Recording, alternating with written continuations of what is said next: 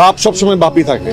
হ্যাঁ, তো প্রত্যেকের আলাদা আইডেন্টিফিকেশন এবং ছেলের পরিচয় অনেক সময় বাপ পরিচিত হয় এবং বাপের পরিচয় অনেক সময়। হ্যালো বন্ধুরা, আজকে তোমাদেরকে জানাবো আপনার নিশ্চয় সত্যিই কি শাকিব খানের কাছে ক্ষমা চাইলো, ঘটে যাওয়া ঘটনা এটা খুবই অনাকাঙ্ক্ষিত। এটা একটা আর শাকিব খান আপনার নিশুকে কি বলল। তো বন্ধুরা, এ সকল ধরনের তথ্য জানতে হলে ফুল ভিডিওটি দেখতে হবে, ভিডিওটি স্কিপ করা যাবে না। আর তুমি যদি আমার চ্যানেল নতুন দর্শক হয়ে থাকো তাহলে ভিডিওতে লাইক দিয়ে চ্যানেলটি সাবস্ক্রাইব করে পুরো ভিডিওটি দেখতে থাকো। আর তুমি যদি ফেসবুক থেকে দেখে থাকো তাহলে ভিডিওতে লাইক দিয়ে পেজটি ফলো করে দাও। তো বন্ধুরা, আর দেরি না করে মূল ভিডিও শুরু করি।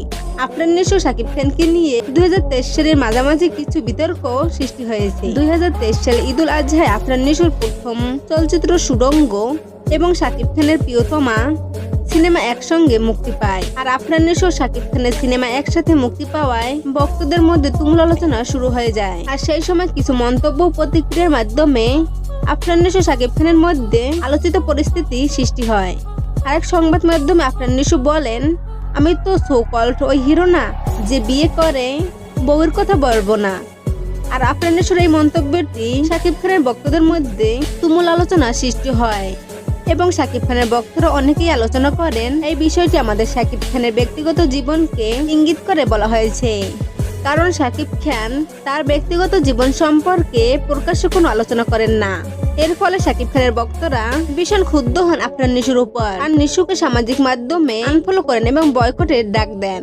আরেক সাক্ষাৎকারে আফরান নিশুকে জিজ্ঞাসা করা হয় তিনি কাকে সুপারস্টার মনে করেন। তিনি জবাবে বলেন যে আমার কাছে হুমায়ুন ফরিদ, গোলাম মোস্তফা, বুলবুল আহমেদ এরাই বাংলাদেশের সুপারস্টার। আর আফরান নিশুর এই মন্তব্যটি শাকিব খানকে সুপারস্টার হিসেবে স্বীকৃতি না দেওয়ার ইঙ্গিত হিসেবে বিবেচনা করা হয়েছে। আর এটা নিয়ে আবারও পরবর্তীতে নতুন করে বিতর্ক সৃষ্টি হয়ে যায়। কিন্তু পরবর্তীতে সাক্ষাৎকারে আফরান নিশো স্পষ্টভাবে জানিয়ে দেন যে এই মন্তব্যটি শাকিব খানকে উদ্দেশ্য করে ছিল না।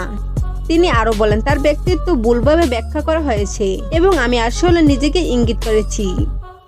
আর স্বাভাবিকভাবে আফরান নিশো শাকিব খানের কাছে সরাসরি কোনো ক্ষমা চায়নি এবং প্রকাশ্যে শাকিব খানকে প্রশংসাও করেননি। তবে এখন পর্যন্ত এমন কোনো প্রমাণ পাওয়া যায়নি যে আফরান নিশো শাকিব খানের কাছে ক্ষমা চেয়েছে। তবে তিনি এই মন্তব্যগুলো করেছেন যাতে তিনি পরিস্থিতি শান্ত করতে পারেন। তো বন্ধুরা, আজকের ভিডিওটা এই পর্যন্ত। এই ভিডিওটা তোমাদের কাছে কেমন লেগেছে সেটা অবশ্যই কমেন্ট বক্সে জানিয়ে দিও। আর পরবর্তী ভিডিও পেতে আমাদের চ্যানেলটির সাথেই থেকো। আর ভিডিওটা যদি তোমাদের কাছে ভালো লেগে থাকে তাহলে ভিডিওটা বেশি বেশি করে শেয়ার করে দিও। ধন্যবাদ।